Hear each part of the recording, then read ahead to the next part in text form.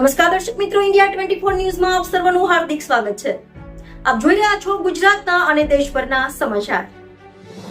કાંકરેજ તાલુકાના ખસ્સા આંગણવાડી કેન્દ્રમાં છત ઉપરથી પાણી પડતા હાલાકી।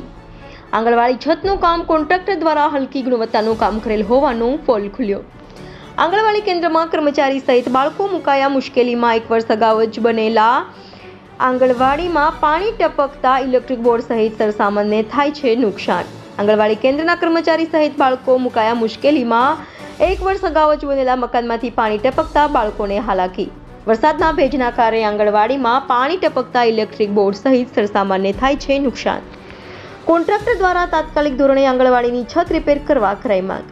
આજે બુધવાર મમતા દિવસ હોવાથી આરોગ્ય અને આંગણવાડીમાં કાર્યક્રમ રાખવામાં આવતો હોય છે, ત્યારે આંગણવાડી રૂમમાં છત ઉપરથી પાણી ટપકતા હોવાથી આરોગ્ય વિભાગના કર્મચારીઓને બાજુના મંદિરમાં બેસવાની નોબત આવી પડી।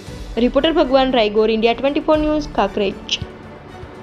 બોલો ખસ્સા ગામમાં તેળાગર બેન અને પાણી કોન્ટ્રાક્ટને કીધું આ હમું કરો, પણ કોઈ કરતા નહીં, ફોન ઉપાડતા નથી। અને આ અમારે સાણી ઘોર પાણી તરફે છે, બાળકોને બહાર વચ્ચે આગળ, એટલી અમારી વિનંતી છે, અમને આટલું કરી આવો। 6 મહિના લંચ્યા અને આ બધી સાણી ઘોર પાણી તો એકલું તરફે છે, તો અમે આટલી વિનંતી છે, અમારું આટલું કરી આવો તો સારી વાત છે। કેમ જવું પડ્યું તમારે અહીંયા?